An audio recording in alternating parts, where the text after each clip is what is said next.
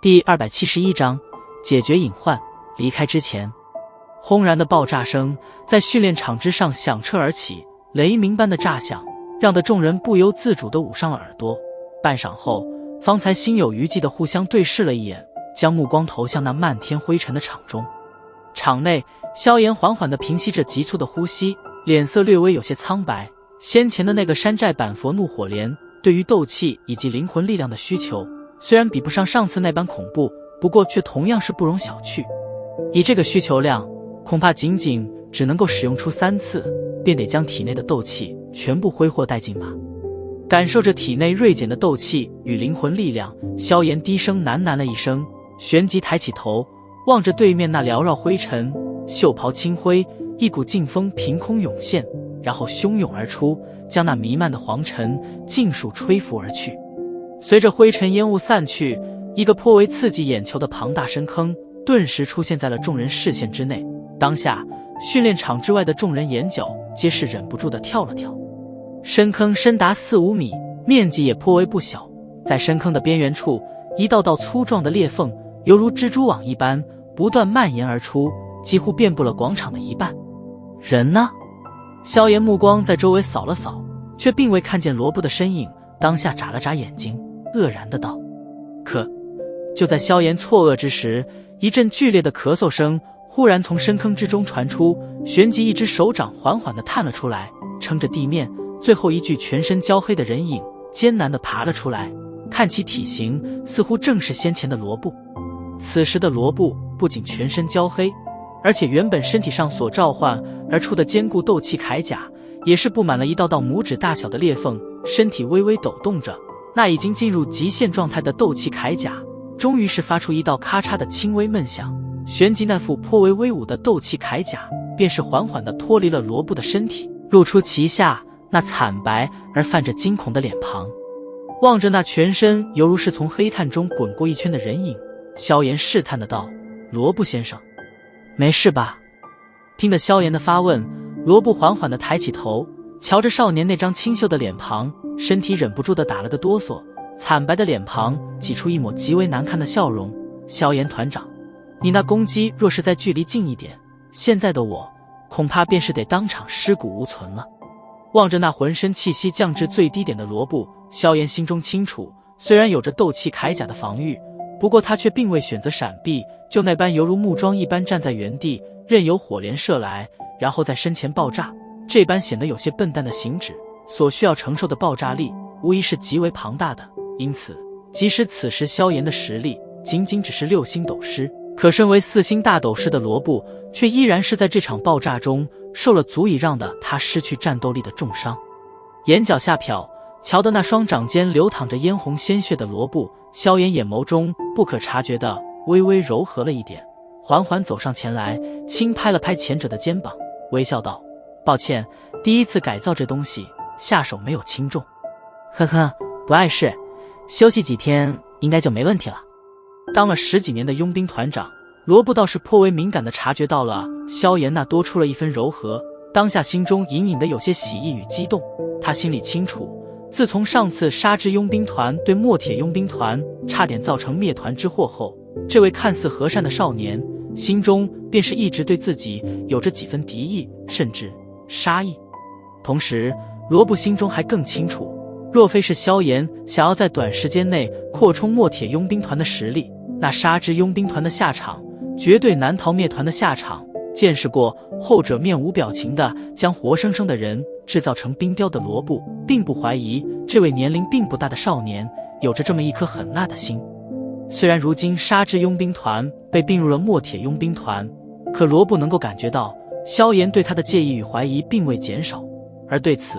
罗布也只得苦笑。在墨铁佣兵团的这1个月时间中，他更加清楚地了解了萧炎的能耐。在这种近乎恐怖实力压迫之下，他原先心中的那一簇簇有些反叛的想法也是完全的熄灭了下来。可以说，现在的罗布在心中已经是开始逐渐的把自己当成是墨铁的成员，而非再是沙之佣兵团的团长。不过，虽然他心中是有着这般想法，可萧炎却依然是提防着他，这让的罗布心中实在是有些无奈与苦涩。当然，他也清楚这是人之常情，怪不得谁。然而就在他以为萧炎的这种偏见会一直持续下去时，先前萧炎那忽然变得柔和起来的眼光，却是让的罗布在愣然之余略微有些激动的知道，这一次自己甘心冒着生命危险当靶子的举动，竟然是误打误撞的，使得萧炎对他的介意削减了许多。这伤值了呀！心中这般喃喃道，罗布苍白的脸庞上涌上一抹略显激动的红润。手掌轻拍了拍罗布的肩膀，萧炎从那戒中取出一瓶高级疗伤药，将之递向他，笑道：先把伤弄好吧，等伤好以后，你便是墨铁佣兵团的真正核心高层了。以你的实力，所需要担负的责任可并不小。墨铁现在正是发展期，你日后可得多多劳累了呀。萧炎的这番话无疑是真正的开始对罗布有了信任，所以听得这话，罗布那接住疗伤药的手掌都是打了个哆嗦。别人的信任或许他不会太过在乎，可对于强者，特别是萧炎、海波东这种超级强者，他们的信任足以让的罗布感到激动与荣幸。团长请放心，我会让的从沙之佣兵团过来的弟兄真正的成为墨铁的人。紧紧握着玉瓶，罗布身体对着萧炎微微弯曲，有些激动的道：只要你能将心思用在墨铁佣兵团上，相信我，日后你所得到的好处将会让你难以置信。望着那激动的表明着忠诚的罗布，萧炎笑了笑，若有深意的笑道。听得萧炎这略带神秘的笑语，罗布一愣，旋即躬声应是：呵呵，你尽快把伤势养好吧，明天我和海老便会离开石墨城，你在墨铁实力最强，所以离开的这段时间或许便需要你多多照看一下墨铁了。萧炎轻声道。离开？闻言，罗布有些诧异地问道。去帝都，那里有些事情，等着我去办。萧炎随意地笑了笑，再次拍了拍罗布的肩膀，旋即转身对着训练场之外缓缓行去。望着黑山少年那沉稳的背影，罗布咳嗽了几声，平息了激动的心情后，重重地点了点头。在广场边缘处，一道道敬畏的目光中，萧炎来至萧鼎两人身旁，对着依然是满脸惊叹的两人笑道：还不回神？小家伙，原本以为你选择罗布来当靶子是随意而为，没想到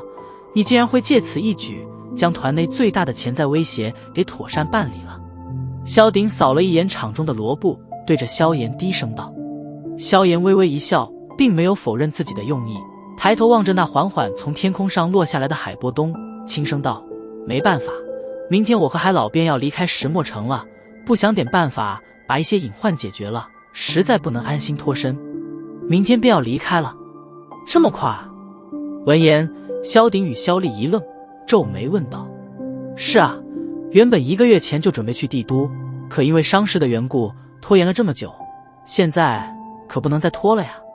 萧炎微笑道。1个月后真的打算上云岚宗？望着萧炎那微笑的脸庞，萧鼎忽然声音有些低沉地问道。那里必须去。萧炎抿着嘴微微点了点头，缓缓的声音坚定的没有丝毫动摇。云岚宗那可是一个大家伙，不好对付啊。再说墨家大长老墨城死在你手中时，虽然当时你隐匿了身份，不过若是再次出现在云岚宗，难免身份会被识破，到时候就算你成功的击败了纳兰嫣然，恐怕云岚宗那些老不死的也不会轻易让你毫发无损的下山。萧鼎担忧的道。如果到时候他们真要这般，那便准备斗个鱼死网破吧。萧炎淡淡的笑了笑，抬头望着那落在一旁巨石上的海波东，耸了耸肩，笑道：海老，你说是吧？你大哥说的没错，云岚宗可不好对付啊。瞧得萧炎望来，海波东苦笑道：哎，随你吧，谁让我被你框住了1年的保镖。哎，现在看来你这家伙似乎早就是在算计我了。